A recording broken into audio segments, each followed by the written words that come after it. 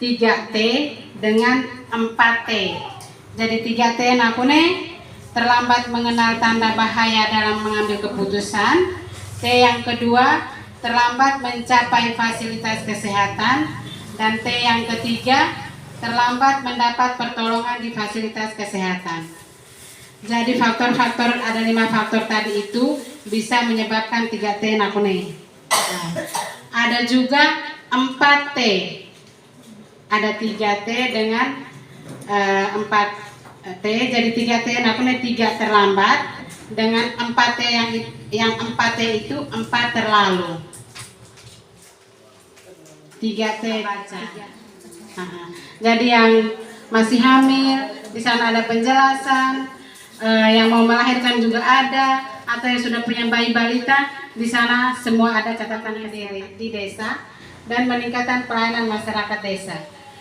Jadi titiknya nanti untuk pembentukan desa siaga itu bisa KAI, karena kita ada tenaga kesehatan desa, ada pos kesehatan desa, sudah ada kader kesehatan, tinggal saja nanti masyarakat dengan pemerintah desa bisa mengusulkan untuk pembentukan. Jadi ini berkaitan juga dengan anggaran di desa, jadi nanti bisa disesuaikan. Lanjut Pak. Dia mengikut mekanismenya harus sesuai dengan siklus pengelolaan keuangan di desa. Jadi mulai dari perencanaan RKPD sampai dengan pertanggungjawaban. Jadi desa yang merencanakan dalam penganggaran ANA sampai pelaksanaan, pelaporan apa semua itu sesuai dengan aturan pengelolaan keuangan di desa. Pos KB, jejaring dana, dasolin dan tabulin, jejaring ASI dan GISI. Mungkin langsung saja. Terima kasih atas kesempatan yang diberikan. Untuk poin terlalu 4 terlalu, pada poin terlalu tua. Pada poin terlalu tua ini, selagi ibu masih mengalami masa subur, besar kemungkinan untuk bisa hamil lagi. Terus bagaimana cara mengatasi? Yang kedua, bagaimana pengaruh atau dampak KB terhadap kesehatan ibu baru melahirkan, ibu menyusui, atau efek kedepannya seperti apa? Atau terus efeknya seperti apa untuk kesehatan ibu tersebut? Terima kasih, saya kembalikan.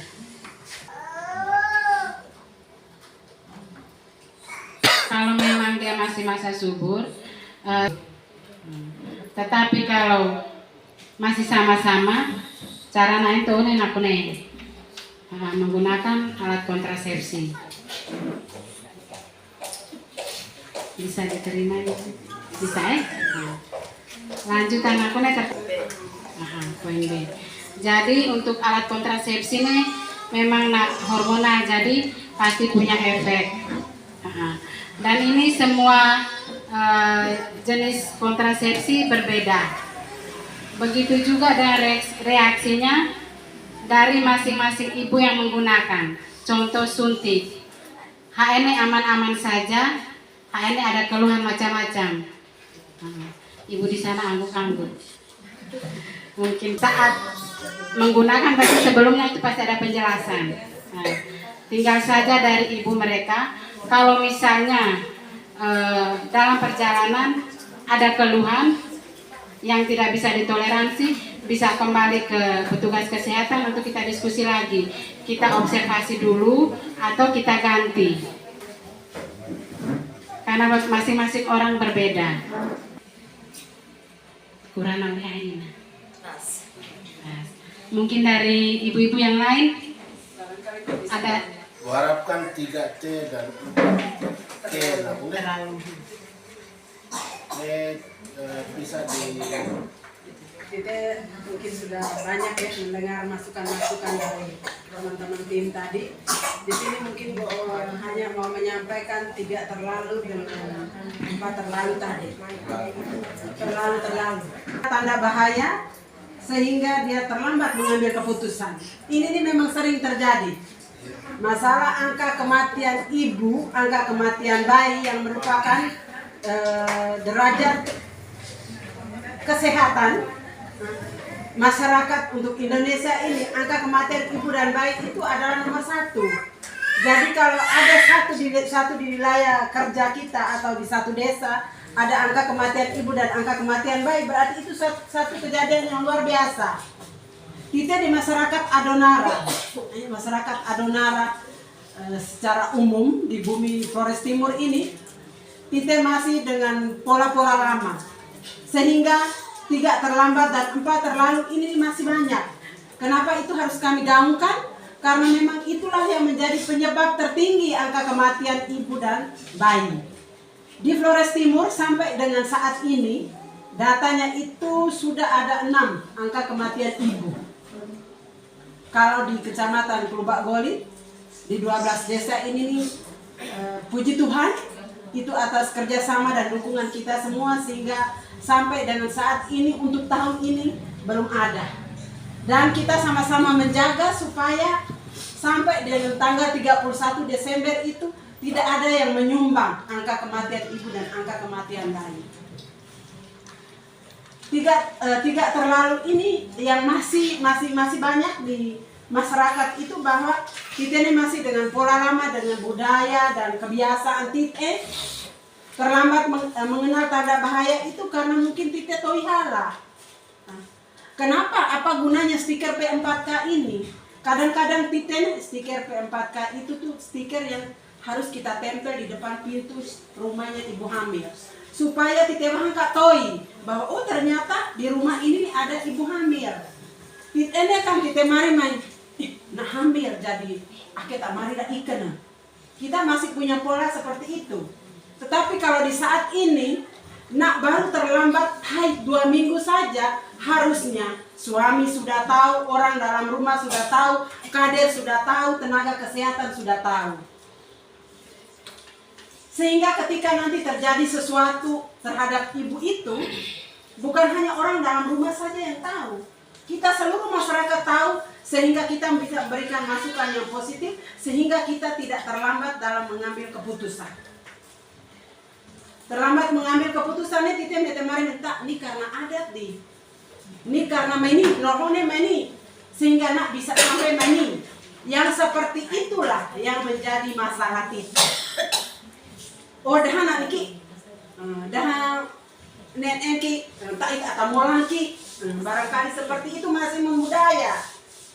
Sehingga kenapa kami menggaungkan PS terlambat mencapai fasilitas kesehatan. Kalau terlambat kita mengenal tanda bahaya, terlambat kita mengambil keputusan jelas. Tidak tahu pelai puskesmas atau tidak panggil bidan atau tenaga kesehatan yang ada di desa itu sulit. Karena kita terlambat mengenal tanda bahaya. Terlambat mengambil keputusan, jelas terlambat kita pergi ke fasilitas kesehatan dan jelas, sudah jelas yang ketiga itu bahwa kalau terlambat ke fasilitas kesehatan berarti dia terlambat mendapat pertolongan. Sehingga bisa terjadi kematian. Seperti itu. Jadi budaya-budaya tite memang ada dan budaya tite ada tuh yang melekat, tetapi yang tite rasa ini tidak penting ataukah penyebabnya ini bukan begitu. Itu lebih baik tite menyampaikan, memberikan informasi bahwa oh ini karena contoh tahu bahwa itu adalah satu keracunan kehamilan yang akan menggerobot ibu bahkan akan membuat seorang ibu itu menjadi mati atau meninggal karena akibat anak ini. Karena kita masih punya anggapan seperti itu. Begitu ya? Inak ama kok enggak. Jadi itu yang menjadi tugas berat untuk kita semua, sehingga tite yang hadir ini nih hanya sebagian kecil saja masyarakat suku Tokan. Yang hal-hal positif ini harus kita gaungkan, kita sampaikan ke reuket, ke tetangga kita. Mungkin kita menemukan ada masalah terhadap ibu hamil nih walaupun hari ini saat ini menang, tetapi bisa jadi sebentar itu dia menjadi tidak sehat. Jadi hal-hal seperti ini tidak harus tahu. Yang berikut 4 terlalu muda. Kita punya kehamilan remaja ini sangat banyak. Kalau kehamilan remaja ini sampai dengan saat ini sekitar 38 kehamilan remaja. sekitar 40. Ini data terakhir. Untuk tahun ini, kalau hamil remaja itu berarti dia di bawah usia 20 tahun. Kenapa? Karena dia punya rahim alat reproduksi dalam dan luar itu dia belum siap. Rahimnya masih terlalu muda. Dia secara fisiknya itu belum siap untuk menerima kehamilan itu, sehingga kalau kehamilan remaja itu sangat tinggi, berarti mereka yang hamil remaja itu adalah mereka itu yang nanti akan melahirkan anak-anak stunting. Karena secara fisik belum, secara mental mereka belum siap. Jadi itu harus kita hindarkan. Itu kita harus hindari. Mari bertang, mungkin hajar repeten pada saat makan tidak tobon mari le. Terlebih yang mereka sudah haid. Kalau sudah haid itu berarti tidak terlebih ibu ya. Anak inawa yang haid kakaknya berarti kita nih lodak dicemas, gere dicemas. Itu pasti kita akan mengalami. Oleh karena itu kita harus mari le. Boleh, tetapi mungkin akan menunda dulu. Masa depan itu lebih baik. Itu untuk yang pertama terlalu muda. Yang berikut Terlalu muda berapa tahun? terlalu muda itu di bawah usia 5. 35. Iya, pas. Lebih karena ini onder dia karena ini longgar bau kayak dan tite nenek semua yang pernah karena makan itu semuanya serba asli. Tapi kalau tite nih semua ala instan.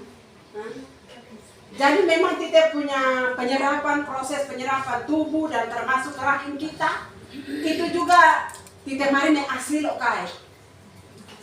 Jadi kalau terlalu banyak melahirkan, dampaknya itu apa?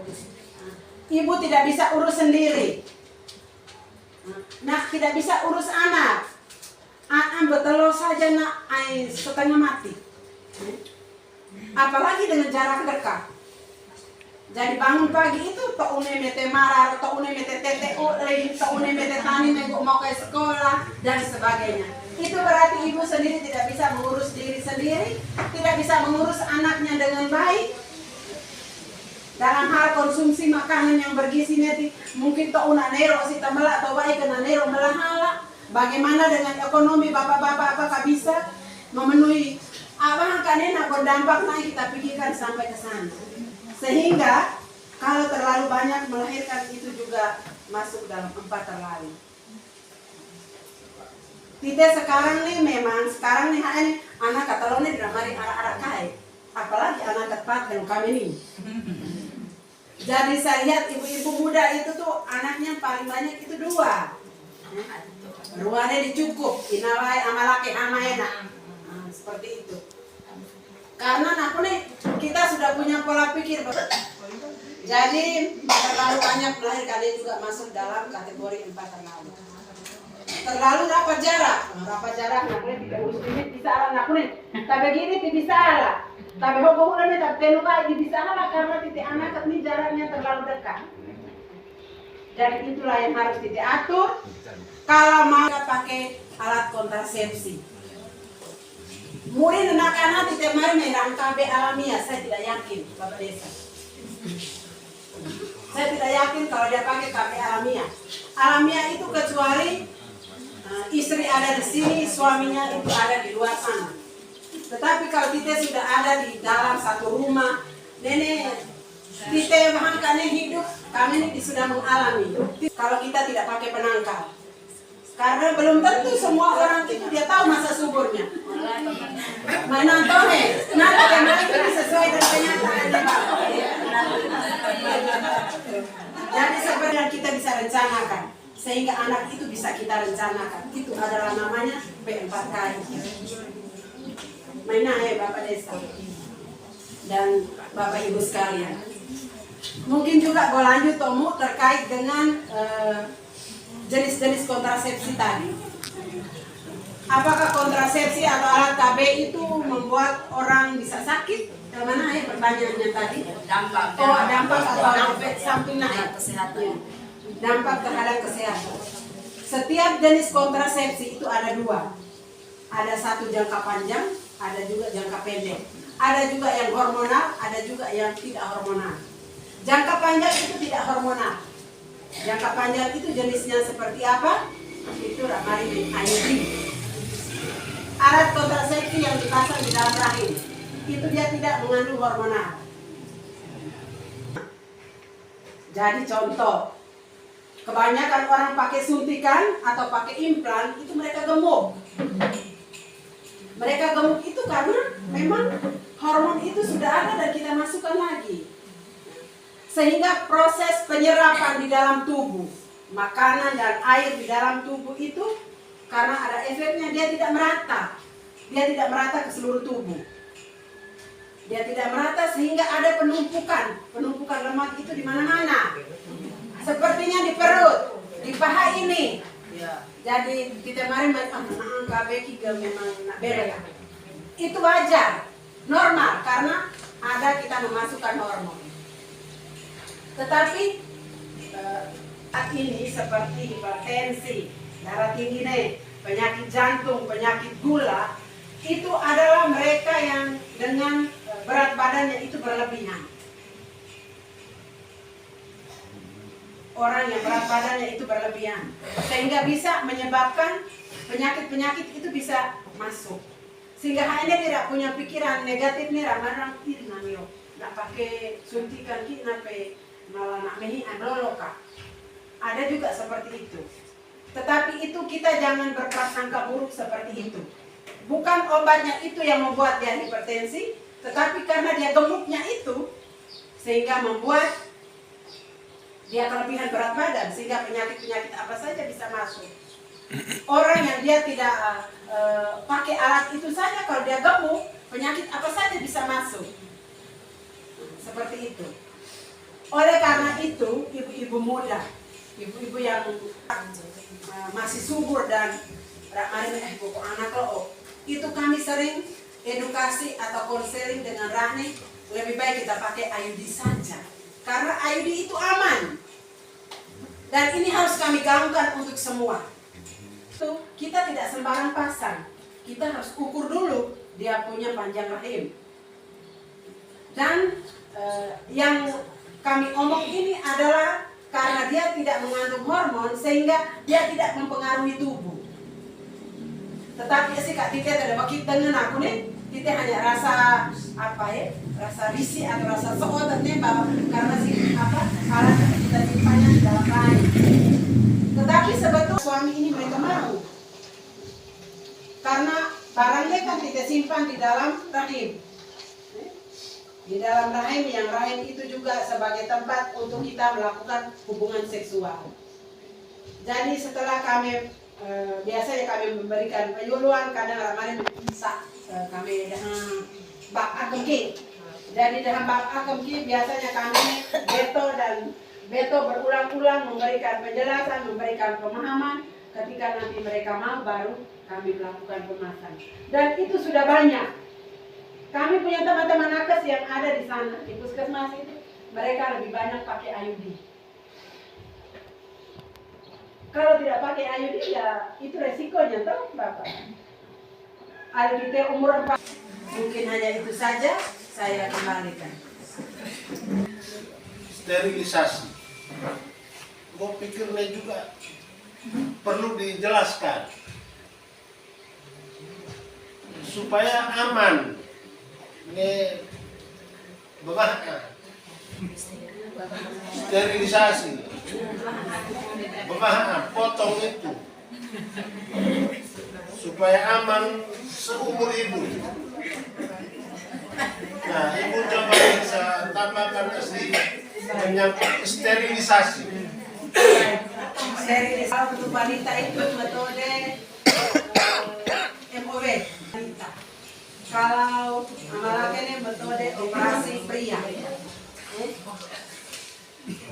Kontrasepsi mantap. Titiknya sini juga mungkin sudah ada. Sudah ada.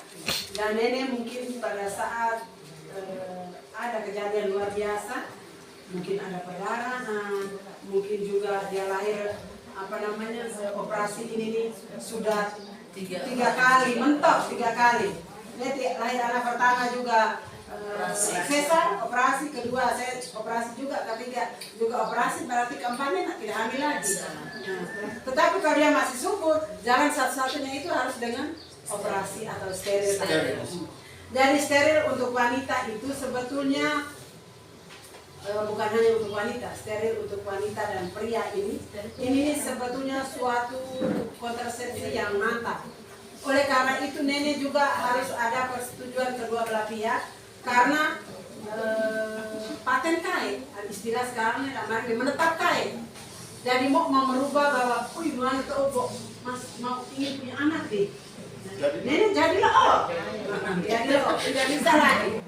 Ada di sebelah kiri dan ada di sebelah kanan. Itu satunya itu diikat, dipotong dan diikat. Itu namanya operasi ringan. Bukan operasi kita belah perut yang seperti melahirkan itu, tidak. Jadi itu operasi ringan yang para dokter ahli obstetrik dan neurologi itu tempatnya ada di mana. Jadi itu nanti mereka ikat sehingga tidak ada pertemuan antara sel telur dan sperma. Sehingga tidak terjadi pembuahan. Begitu juga dengan pria. Tetapi pria nih gue rasa sangat jarang ya bapak. Tidak ada. Tidak sampai dulu. Dan bahaya. Bahaya tidak. Kalau sudah potong bebas saja. Oh gitu. Biasa punya pikiran yang lain. Maksudnya bisa bebas. Tapi jadi ada juga angka kegagalan itu nono. Jadi walaupun kita sudah potong, tetapi kalau kita tidak dengan istri sendiri atau tidak dengan suami sendiri, itu tuh bisa saja terjadi kegagalan. Bisa jadi dihamil. Ini nih neti bloma yang gagal. Tetapi saya rasa begitu tidak mungkin. Jadi intinya pemotongan sel telur dan baik, saya kembalikan. Pasal 5 itu dia mengatur tentang hak setiap ibu hamil. Jadi ini nih bukan hak ibu saja, tetapi mulai dari ibu hamil ya. Ibu hamil secara berurutan, ini nanti kita bahas itu secara berurutan, mulai dari ibu hamil, ibu bersalin, ibu nifas, bayi baru lahir, dan anak. Jadi sesudah itu baru ada hak-hak yang lain. Hak tenaga kesehatan itu dia harus buat apa, aparat desa dia buat apa, suami dia buat apa, orang tua dia buat apa, kader dia buat apa, nakes desa dia, itu sudah termasuk di dalam. Jadi sebetulnya di sini nih ada, jadi jangan sampai akhirnya nak puro. Jadi ini menjadi kewajiban seorang ibu hamil bahwa dia memberikan informasi tentang kondisi kehamilannya. Jadi ini juga diatur di dalam hak dan kewajiban di pasal 10. Berarti dia harus segera kontak atau segera lapor. Begitu.